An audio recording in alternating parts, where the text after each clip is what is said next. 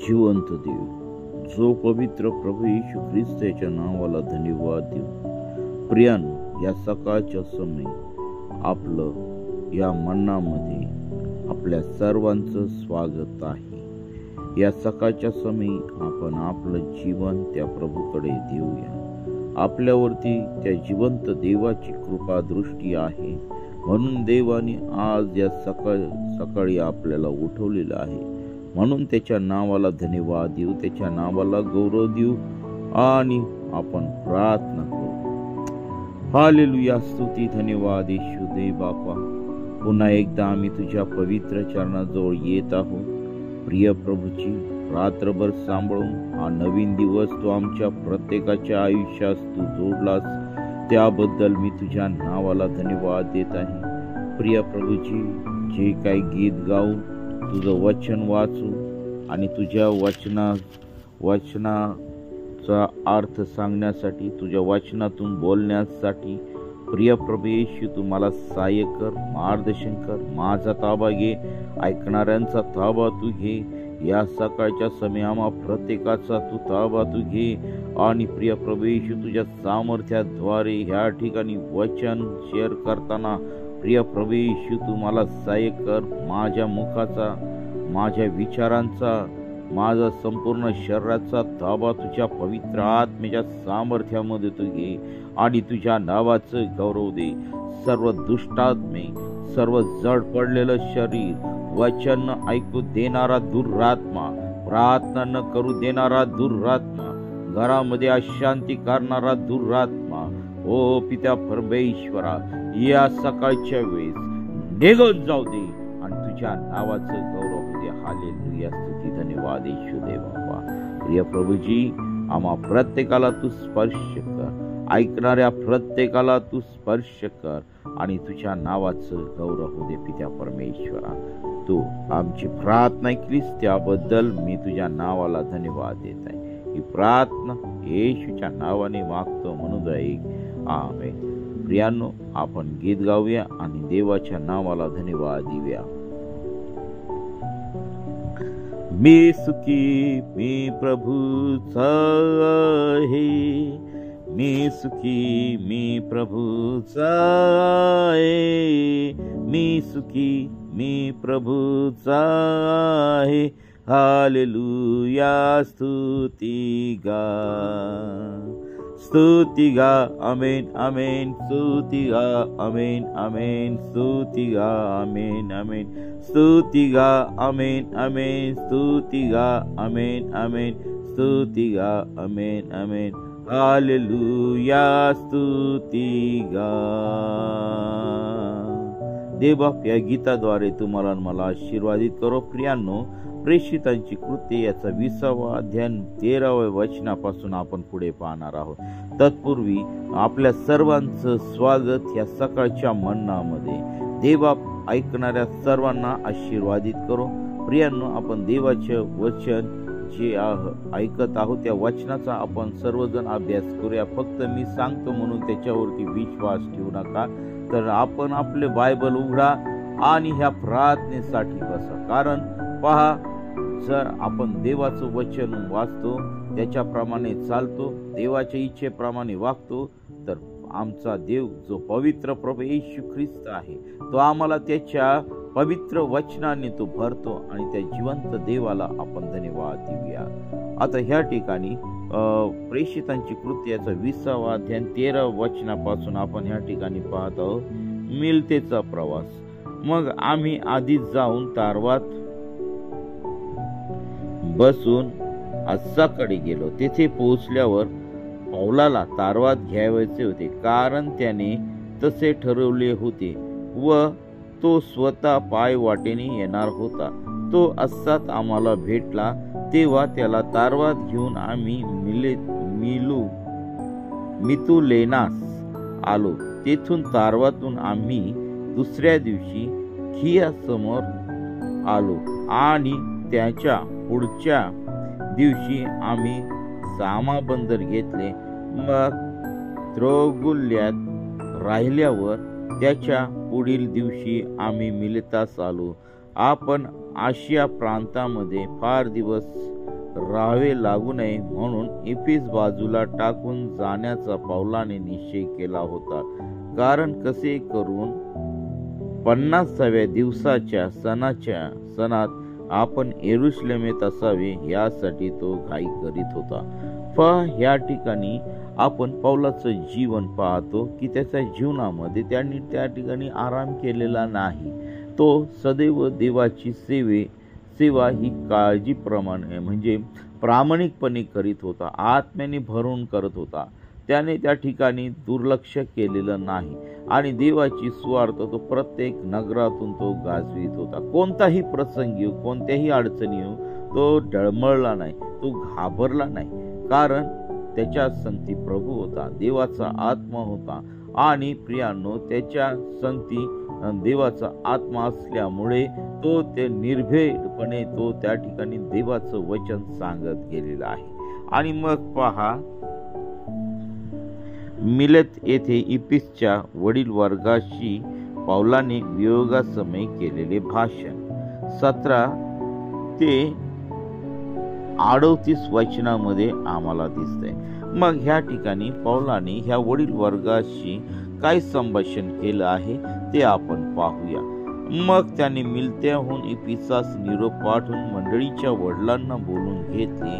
ते त्याच्या जवळ आल्यावर त्याने त्यास म्हटले, मी आशिया प्रांतात पहिल्याने पाऊल टाकल्या दिवसापासून तुम्हाबरोबर नेहमी कसा होतो, म्हणजे फार नम्रतेने, आसवे गाळीत आणि यहूद्यांच्या कटामुळे माझ्यावर आलेली संकटे सोशीत मी प्रभूची सेवा कशी केली हे तुम्हास ठाऊक आहे.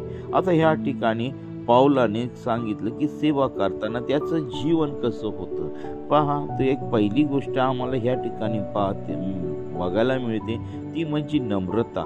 नम्रतेने तो त्या ठिकाणी देवाचं वचन सांगत होता, आसवे गाळीत होता.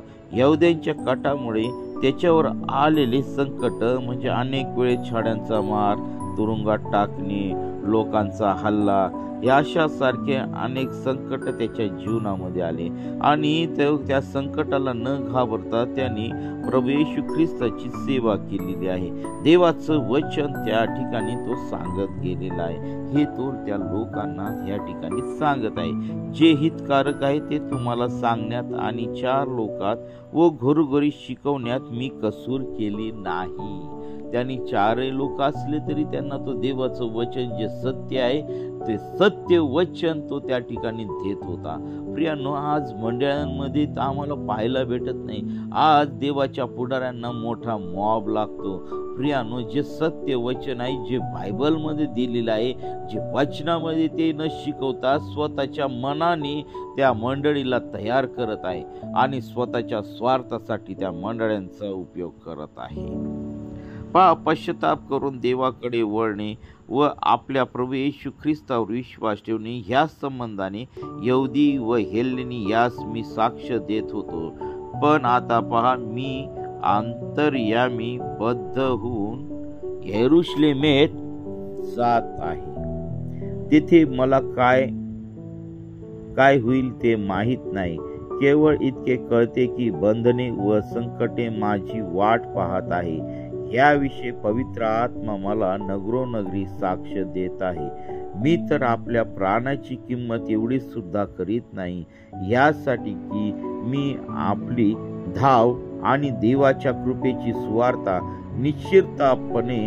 निश्चितपणे सांगण्याची जी सेवा मला प्रभू येशू पासून प्राप्त झाली ती शेवटास न्यावी. पहा, या ठिकाणी प्रभूने म्हणजे देवाचा दास पौल हा एकदम प्रामाणिकपणे ह्या ठिकाणी काम करताना आम्हाला दिसत आहे. त्याने स्वतःच्या जीवाची पर्वा केली नाही. जे सत्य वचन आहे ते मंडळीपर्यंत तो त्या ठिकाणी घेऊन गेलेला आहे. आणि विशेष म्हणजे पश्चाताप आणि देवाच्या लोकांनी कसं वागावं, देवाच्या वचनाप्रमाणे चालावं हे तो ते त्या ठिकाणी शिकवत गेलेला आहे. आणि आता पहा, ज्याच्यामध्ये मी राज्याची घोषणा करीत फिरलो त्या तुम्हा कोणाच्याही दृष्टीस माझे तोंड पुन्हा पडणार नाही हे मला ठाऊक आहे. म्हणून आजच्या दिवशी मी तुम्हाला खात्रीपूर्वक सांगतो की मी सर्वांच्या रक्ताविषयी निर्दोष आहे, कारण देवाचा संपूर्ण मनोदय तुम्हा सांगण्यास मी कसूर केली नाही. तुम्ही स्वतःकडे व ज्या कळपात पवित्र आत्म्याने तुम्हास अध्यक्ष करून ठेवले त्या सर्वांकडे लक्ष द्या, यासाठी की देवाची जी मंडळी त्याने आपल्या रक्ताने स्वतःकरिता मिळवले तिचे पालन तुम्ही करावे. मी गेल्यावर कळपाची दयामया न करणारे क्रूर लांडगे तुम्हामध्ये शिरतील हे मी जाणून आहे. तुम्हापैकी काही माणसे उठून शिष्यांना आपल्या मागे ओढून घेण्यासाठी विपरीत गोष्टी बोलतील, म्हणून मी 3 वर्ष रात्रंदिवस अश्रू गाळीत प्रत्येकास बोध करण्यात खंड पडू दिला नाही. ही आठवण ठेवून सावध राहा. आता मी तुम्हास प्रभूकडे व त्याच्या कृपेच्या वचनाकडे सोपवतो. तो तुमची वाढ करावयास व पवित्र केलेल्या सर्व लोकांमध्ये तुम्हाला वतन द्यावयास समर्थ आहे. मी कोणाच्या सोन्याच्या रुपयाचा किंवा वस्त्राचा लोभ धरिला नाही. माझ्या व माझ्या सोबत्यांच्या गरजा भागवण्याकरिता ह्याच हातांनी श्रम केले, हे तुम्ही स्वतः जाणून आहात. सर्व गोष्टीत मी तुम्हाला कित्ता घालून दाखविले आहे की तसेच तुम्हीही श्रम करून दुर्बळांना सहाय्य करावे, आणि घेण्यापेक्षा देणे ह्या जास्त धन्यता आहे, असे जे वचन प्रभू येशू स्वतः म्हणाला होता त्याची आठवण ठेवावी. असे बोलल्यावर त्याने गुडघे टेकून त्या सर्वांबरोबर प्रार्थना केली. तेव्हा ते सर्व फार रडले व त्यांनी पौलाच्या गळ्यात गळा घालून त्यांचे पुष्कळ मुके घेतले. माझे तोंड तुमच्या दृष्टीस यापुढे पडणार नाही, असे जे त्याने म्हटले होते त्यावरून त्यांना विशेष दुःख झाले. मग त्यांनी त्याला तारवापर्यंत पोहोचवले. पहा, या ठिकाणी सर्व प्रकारचे त्या ठिकाणी मंडळीला निक्षून त्याने सांगितलेलं आहे. सर्व प्रकारच्या गोष्टी ज्या होणाऱ्या आहेत प्रभूमध्ये, आणि पहा अशी मंडळी त्या ठिकाणी पौलाने तयार केलेली आम्हाला दिसत आहे. पहा, त्यांनी कोणत्याही प्रकारे त्या ठिकाणी मंडळीशी कपटाने वागलेला नाही, आणि विशेष म्हणजे आपला भार त्याने मंडळीवर टाकला नाही. तो कोणाकडे पैसे मागत नव्हता. तो स्वतः त्या ठिकाणी काम करत होता आणि स्वतःची गरज त्या पैशातून तो भागवत होता. पहा, पौल हा एक शिकलेला उच्च शिक्षित तो त्या ठिकाणी देवाचा सेवक आम्हाला दिसत आहे, आणि विशेष म्हणजे तो देवाच्या आत्म्याने पवित्र सामर्थ्याने भरलेला असा व्यक्ती होता. तो देवाच्या वचनातून बोलत गेला आणि त्या मंडळीच्या वडिलांनी त्या ठिकाणी त्याचं ऐकलं, आणि त्यांनी जे इन्स्ट्रक्शन त्या ठिकाणी दिलेले आहे ते सर्व त्या मंडळींनी त्या ठिकाणी पाळलेले आहेत. आणि म्हणून प्रियानो, आम्हाला या वचनांमध्ये आम्ही जास्तीत जास्त अभ्यास करावा, आणि देवबाप आम्हा प्रत्येकाला वेगवेगळ्या गोष्टी शिकवणार आहे, वेगवेगळ्या गोष्टी आम्हाला दाखवणार आहे, आणि म्हणून आपण त्या वचनाचा बोध घेऊया आणि त्या वचनाप्रमाणे चालण्यासाठी आपण सहाय्य देवबाप आपल्या प्रत्येकाला सहाय्य करो. या छोट्याशा वचनाद्वारे देवबाप तुम्हाला आणि मला आशीर्वादित करो. आपण प्रार्थना करूया. हालेलुया, स्तुती, धन्यवाद ईश्वर देव बाप्पा, तू पवित्र असा परमेश्वर आहे. या ठिकाणी तुझा दास पौल या ठिकाणी ह्या मंडळीला तो घडवत असताना प्रभू त्याच्या जीवनामध्ये जे काही संकट आले, त्यांनी कसा त्रास सहन केला, आणि प्रभू तू त्याला कसं त्या त्रासामध्ये सहाय्य केलं, ह्या गोष्टी तो त्या ठिकाणी सांगत गेलेला आहे. तुझी साक्ष तो या ठिकाणी सांगत गेलेला आहे. प्रिय प्रभू येशू, आज मी प्रार्थना करत आहे, अद्यापी जे तुझ्यापासून दूर आहेत अशा सर्व तुझ्या प्रिय लोकांसाठी प्रार्थना करत आहे की प्रिय प्रभू येशू, त्यांच्यापर्यंत तुझं वचन जाण्यासाठी तू आम्हा प्रत्येकाला तू सहाय्य कर, प्रत्येक दासाला तू तयार कर, पवित्र आत्म्याच्या सामर्थ्याने तू भर. सर्व आजार, सर्व संकट, सर्व व्याधी नासूर येशूच्या नावामध्ये काढून टाक. प्रभू आज दिवसभरातील सर्व कामकाज तू आशीर्वादित कर. उन्हापासून तू आमच्या प्रत्येकाचं तू रक्षण कर. प्रिय प्रभू येशू, आमच्या प्रत्येकाच्या शेतामध्ये जे काही पीक लावलेले ते प्रत्येक पीक तू आशीर्वादित कर. आणि प्रिय प्रभू येशू, आज आम्ही प्रार्थना करत आहोत, सर्व आमच्या देशाचं सर्व दहशतवादी कारवायापासून तू रक्षण कर. प्रिय प्रभू येशू, अंतर्गत जे काही गोष्टी असतील पित्या परमेश्वरा, त्या सर्व अंतर्गत गोष्टी प्रिय प्रभू येशू आमच्या देशातील व्यवस्थेला निदर्शनास तू आणून दे. प्रभू, आमच्या देशातील जे काही नेते आमच्या देशाची इन्फॉर्मेशन वेगवेगळ्या राष्ट्रांना देत आहेत प्रभू, त्या लोकांना लवकरात लवकर पकडून देण्यासाठी प्रिय प्रभू येशू आमच्या गुप्तचर भागाला तू यश तू दे, तुझ्या नावाचं गौरव दे. सर्व आमच्या देशातील सर्व व्यवस्था तू आशीर्वादित कर. आमचे माननीय पंतप्रधान, माननीय सर्व राज्यांचे मुख्यमंत्री, सर्व मंत्रिमंडळ, प्रिय प्रभू येशू तू आम्हा प्रत्येकाला तू सहाय्य कर. आमच्या देशातील प्रत्येक व्यक्तीचा तू ताबा तू घे आणि तुझ्या नावाचं गौरव दे. याही परिस्थितीमध्ये असताना प्रिय प्रभू येशू आमच्या देशातील प्रत्येक परिस्थिती तुझ्या पवित्र चरणाजवळ समर्पित करत आहे. प्रिय प्रभू येशू, जे आजारी आहेत त्यांना तू आपल्या किळलेल्या हाताचा तू स्पर्श कर. निराशेत आहे, अडचणीत आहे, संकटात आहेत, अशा प्रत्येक व्यक्तीला तू सहाय्य आणि मार्गदर्शन कर. प्रिय प्रभू येशू, या सकाळच्या समय जे कोणी वचन ऐकणार आहेत त्या प्रत्येकावरती तुझा अभिषेक उतरून येऊ दे. थँक्यू जीसस, स्तुती धन्यवाद येशू दे बापा. प्रभू, आम्ही कुणी नाही तर सर्व काही करणारा जिवंत परमेश्वर तू आहे. प्रत्येकाच्या जीवनातील विविध प्रॉब्लेम, समस्या निघून जात आहे. प्रत्येकाला आरोग्य देव बाप देत आहे. प्रत्येकाच्या जीवनातील सर्व समस्या सुटल्या जात आहे. सर्व जडपणा, सर्व दुष्टात्म्याच्या बंधनाने पिडलेल्या सर्व दुष्टात्मे येशूच्या नावामध्ये प्रत्येकाच्या शरीरातून, आत्म्यातून निघून जाऊ दे पित्या परमेश्वरा. प्रत्येकाला तू स्पर्श कर, तुझ्या नावाचं गौरव. होय पित्या परमेश्वर, तू आमची प्रार्थना ऐकत आहेस. जे शिक्षण घेत आहेत त्यांना तू सहाय्य कर. प्रिय प्रभू येशू, ज्या तरुणांना नोकरी लागत नाही प्रभू, त्यांना तू चांगलं काम तू दे. ज्या लेकरांचे लग्न जमत नाहीत प्रिय प्रभू येशू, त्यांना तू वधू आणि वर योग्य रीतीने तू निवडून तू दे आणि तुझं गौरव दे. उन्हापासून सर्वांचं तू रक्षण कर. आजारापासून, सर्व वाईट गोष्टीपासून, मृत्यूच्या अपघातापासून आणि प्रिय प्रभू येशू सर्व वाईट गोष्टीपासून प्रत्येकाचं तू रक्षण कर आणि तुझ्या नावाचं गौरव. आज दिवसभरातील सर्व होणाऱ्या प्रार्थना सभा तू आशीर्वादित कर. प्रत्येक दास, दासी आणि प्रत्येक मंडळी आशीर्वादित हो आणि प्रत्येक मंडळीमध्ये संजीवन येऊ, यासाठी प्रिय प्रभू येशू आम्ही प्रार्थना करतो. विशेष करून पास्टर अमोल गायकवाड यांना तू पूर्णपणे आरोग्य तू दे आणि तुझ्या नावाचं गौरव दे पित्या परमेश्वरा.